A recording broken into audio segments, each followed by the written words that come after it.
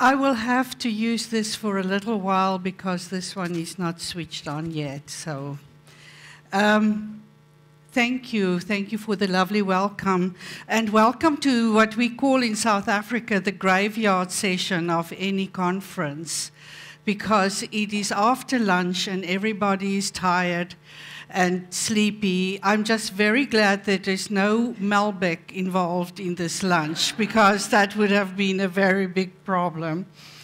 Thank you very much for inviting me. This is my first visit to Argentina, and I love it. You know, I am originally South African and Afrikaans-speaking South African, and I know that many South Africans came to Argentina after the First Boer War, and so you might see some Dutch last names around here that doesn't sound familiar, and they might just come from South Africa. I'm extremely privileged to be here. What a life I have to be able to travel to Argentina. But I think I'm looking more forward to my trip after the conference. I've really looked forward to the conference, but after the conference I'm going to Iguazu and Bariloche and taking some time off, and I can't wait to experience your country a little bit more. I apologize for not being able to speak any Spanish. I'm not like Gregor and Gabriel Adler this morning, who can help themselves with Spanish. As ek met julle praat in Afrikaans, dan klink, as julle met my Spaans praat, dan klink dit so. So this is what I'm trying to say. When you speak Spanish to me, that is how it sounds to me, like when I spoke to you in Afrikaans just now. So I do apologize. We'll use the common poor English that I speak because it's my second language. I had a very nice surprise yesterday at lunch, and I told Gabriel Sadi that a few years ago I was approached by my publisher for my book, Public Relations as Activism, Postmodern Approaches to Theory and Practice, to be translated into Spanish. And I said, it's been 3-4 years, I haven't heard anything, so I guess it's not going to happen. Oh, he said your book was just published 3 weeks ago in Spanish. So I'm extremely pleased, but I must warn you though, when I started reading my book again in preparation for this, I thought it was so boring. So did I write this? It's too boring for words. So, maybe the students can read it in their own language. What is important for me to say at the very beginning is that I'm not an ethicist. I really have absolute no interest in ethics, because I believe ethics is and morality is a deeply personal issue. And it has none of anybody else's business. But so at some level, I always get drawn back into this discussion on ethics because of the postmodern approach. Because it's such a deeply personal responsibility for me, I sometimes, in fact, get quite overwhelmed by that responsibility of my own agency, because all you have is your immediate response to a situation. That's what I believe. And that's why I called, when I got the invitation to speak about the deontology of public relations activism, I had to call it the non-deontology, because deontology implies that ethics is executed when you adhere to rules and norms. And that is exactly what postmodern ethics would not be about. And I'll explain a little bit later. In the teleological approach to ethics, morality is in the action brought about. So it doesn't really matter what you think, as long as you act ethically. That is not the question that postmodernists ask. Postmodernists ask, who made the rules and to whose benefit is it? So you have a responsibility to actually challenge the rules and to investigate who do these rules actually give power. And if you look at many ethical rules and you deconstruct them, you will find that there is some basis of power behind them. So postmodernists, because they don't adhere to these to the deontological and teleological approaches to ethics, are often accused of ethical relativism. In other words, there are no absolute truths. It varies from case to case. It's highly situational, and so forth. Well, that might be so because postmodernists would reject any normative approaches to ethics and any absolutes. So what does that mean for us? If we can't follow back on the rules of our profession or our society, or does that mean we are amoral? Postmodernists argue that ethical decision-making is situational. It's based on the case in front of you, and I will explain a little bit more. As a result of that, we believe that ethical decision-making is very complex because you really have to think through. You can't just fall back on other people's rules and ideas of what is ethical. You have, remember, you have the moral responsibility. That is what this is all about. You are the responsible person. You cannot blame the group or the society that you live in for making unethical decisions. As Murphy indeed said,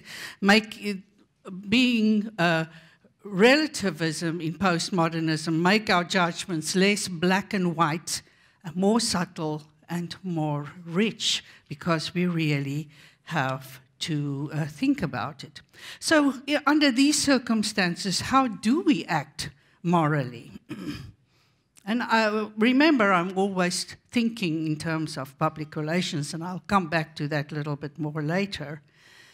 But so the postmodern approach to moral acts is that humans are morally ambivalent. We're not inherently bad and we're not inherently good. We judge whether we should act in a particular way. Also, moral issues are not clear-cut. They are often aporetic, which means that moral decisions can have immoral outcomes. And let me give you two examples. In the 1960s, there was a big movement towards the sexual freedom or sexual revolution for women. That was inherently a moral decision because women were set free from the expectations and the behaviors of their society. But what was the outcome of that? I want to argue that women have never been as commoditized and as abused in their sexual context as at this time, which was as a result of that moral decision. Another one, we're talking a lot about refugees these days. Lots of countries don't want refugees in their midst. And again, you might want to allow refugees in, but then they go and rape the women over Christmas. You know, so the one moral act had an immoral effect, and you just simply cannot predict that. But you cannot act on what possibly could the effect be. All you have is what you have at that moment. So morality is like democracy. It's a very, very messy business. And there is nothing easy about it. And if you live in the United States like me, you have not seen messy until now. So, but we still believe it's going to all work out well. The thing is that morality, moral decisions engage the individual 100%. And we reject moral parochialism. Moral parochialism refers to morals based on group decisions. And the problem with that is that it relieves us, as I have said, of our personal responsibility in terms of ethical decision-making. And it is our job to be personal responsible, to resist conformity and normalizing practices. Sorry, I've skipped one there. Well, the alternative to all of this is the moral impulse. I'm sure you all watched the Olympics recently, and you saw those two female athletes. They crashed together and they were both hurt. And the one helped the other, and eventually the other one helped her. They decided to finish the race despite the fact that they knew they couldn't win. And that is a perfect example of the moral impulse, where you do not take the opportunity which the rules give you that you can keep on running and perhaps win, but rather forfeiting that privilege for the other person.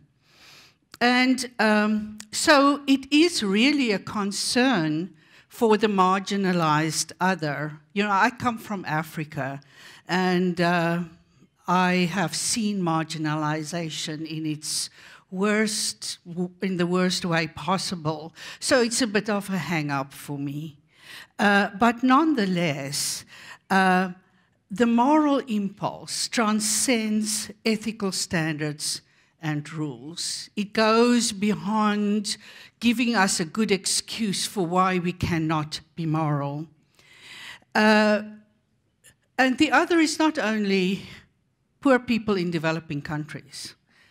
An excellent example of the other is the environment and animals. On TV this morning, I saw they gave us a statistic of how many elephants have been slaughtered for their ivory over the past decades. I think there's 1/3 of them left or something.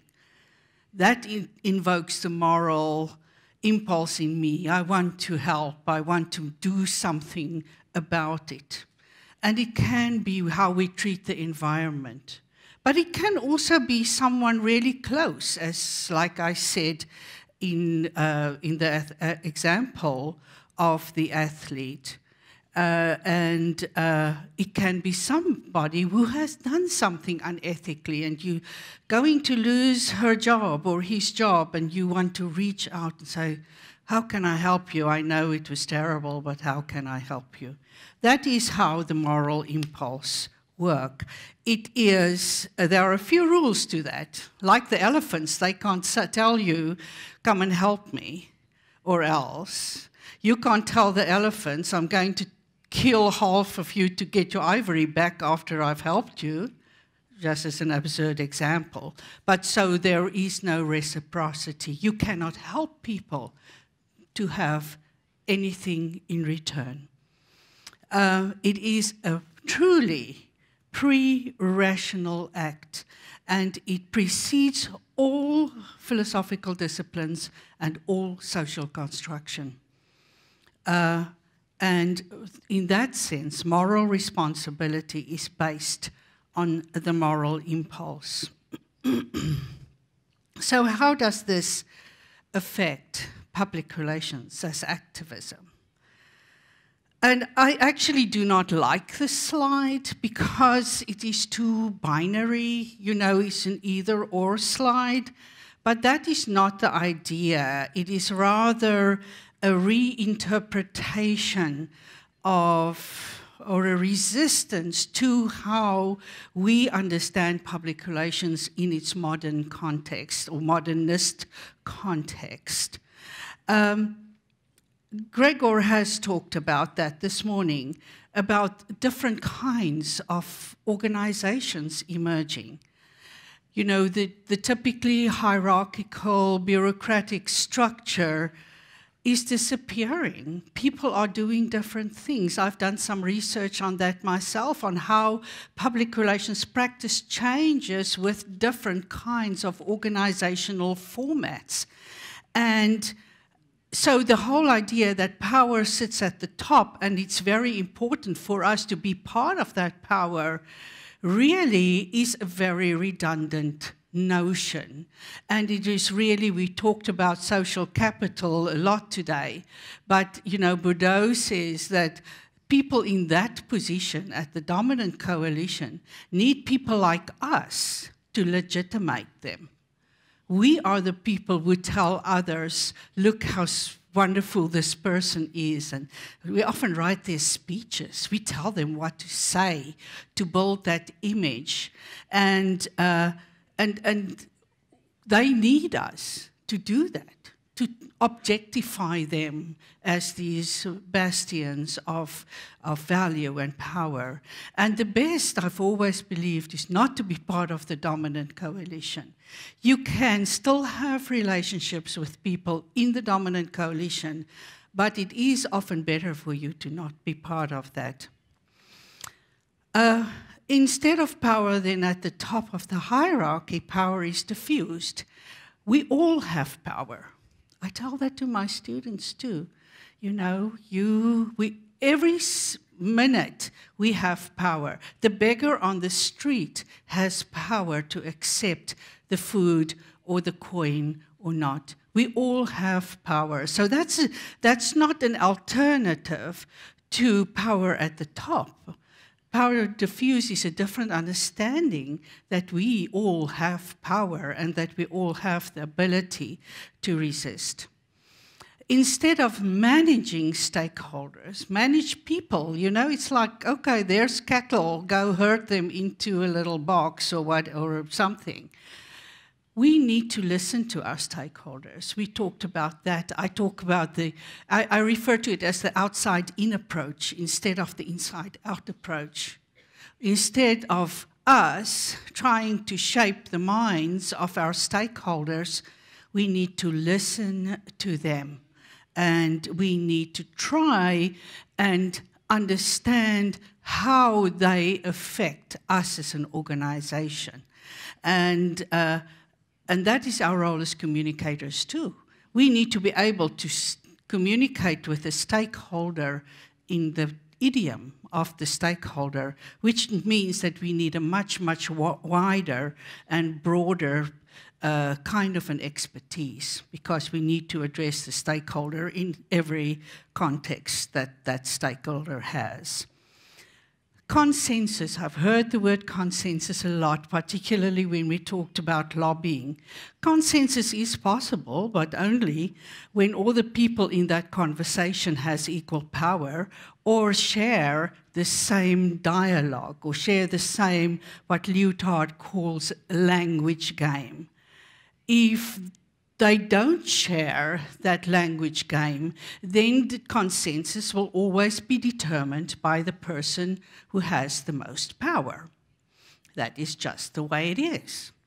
And it will be referred to consensus, but it will still be somebody who has more power than somebody else who determines the consensus.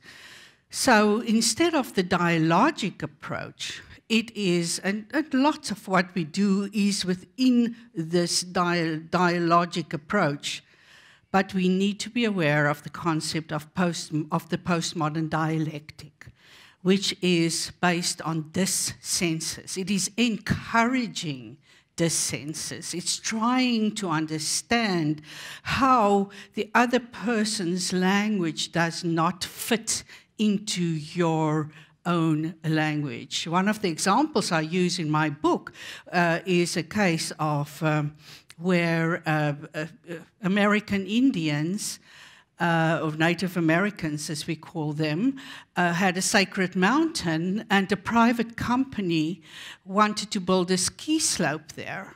And the private company came at this from a capitalist narrative, whereas the Native Americans came at this from a religious, spiritual perspective.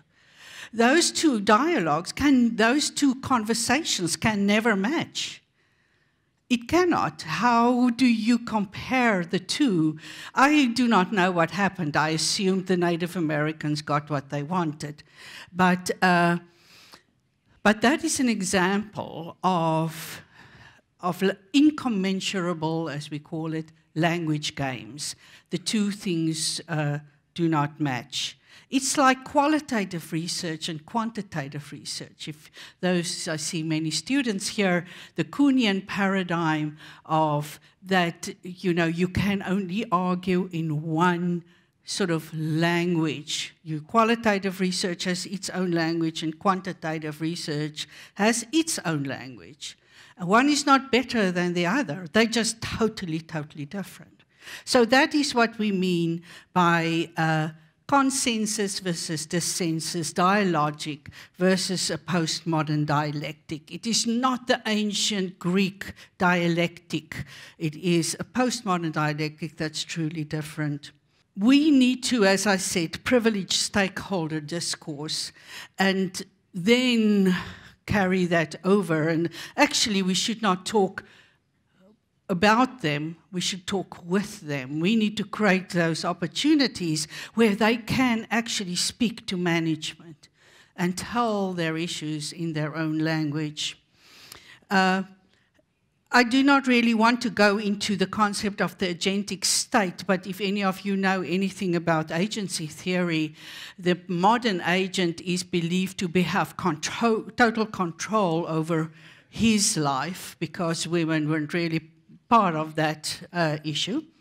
And in the postmodern argument, that is impossible because there's too much going on in our lives that we are the sole decision makers about where we go and what happens. So what is very important to understand in this difference is you create your life. Life is an aesthetic. Who had the paintbrush this morning and the apron? So we create our lives instead of living a created life, a life that's already set in stone. So we need to, all the time, recreate ourselves. This brings me to social justice as a moral foundation. And of course, you know, since postmodernism cannot have a foundation, the question immediately, what is justice? Whose justice? Justice for whom? How do we then make such a decision? I have finally decided that that is my moral foundation. That's what I live and strive for in my own morality. Do I expect all of you to do that? No, never. But I do believe that a person can have its own moral foundation. And I believe that our primordial humanity is a common thread. That's why people this week in America rushed to a car that was in an accident and struggled to, the car was burst into flames. There was somebody inside and they broke the windows and they dragged her out and she was okay. But they put their own lives at risk. There was another case of a policeman who, it was like 2 seconds before he got a man off the tracks before the train crushed him. He wanted to die, obviously. Those are our moral impulses. And if you ask that person, why did you do that? They would say, I have no idea. I just knew I had to do it. And that is the moral impulse. There wasn't any rule. In fact, if the man was killed, many people would have said, oh, let him die, he wanted to die. So that foundation comes before social construction. And for me, social justice is the notion that all people have equal moral value. No person is more valuable just because they're in a particular position or from a particular gender, of a particular race, or a particular continent, and so on. Okay, then I have 3 minutes, I think, on how to be a postmodern activist. I'm very close. We can resist by being critical culture workers, as who was, I think, West said that, Cornel West wrote that. And that means that in our work environment, we're cultural workers. Isn't that what we are? What we do affects culture and society, but we must be critical of those practices. We need to immerse ourselves in the community. We talk a lot about relationships, about social capital. The way you do it, the way you get it, is to immerse yourself in those communities and not to speak for people or on their behalf, but with them, and enable them to speak in their own voice. We need to understand and critique each other's practices, but we have these interesting conversations in the car, wherever we go, and it doesn't help if we critique it, but we don't do anything about it. So we really also need to act on that critique of others and of ourselves. We should enable social action through our knowledge and our experience of how to communicate and with when to communicate. And it is our role and responsibility to expand freedom, democracy, and individuality, and particularly in the context of moral equivalency. You know, and finally, we need to give preference to stakeholders in order to gain organizational sustainability. There is a theory, I try to remember, but I'm getting old, so I can't remember everything.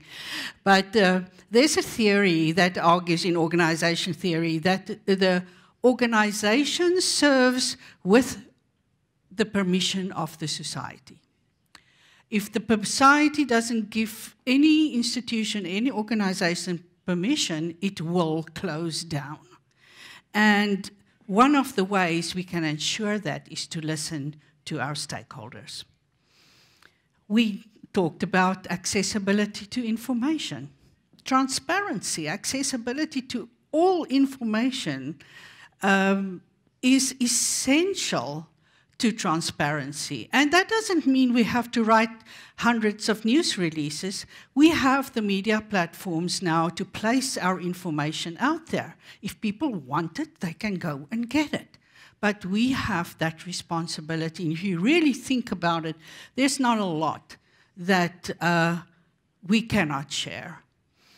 We need to recognize the moral impulse and act on it. There was a guy in the United States, he worked for a health agency, health insurance agency, and they would not give money. There was a child, a girl, she was about 16 or so, who needed a treatment for cancer, and they wouldn't give it to her because of some reason or another. It was a big issue in the United States, and she eventually died.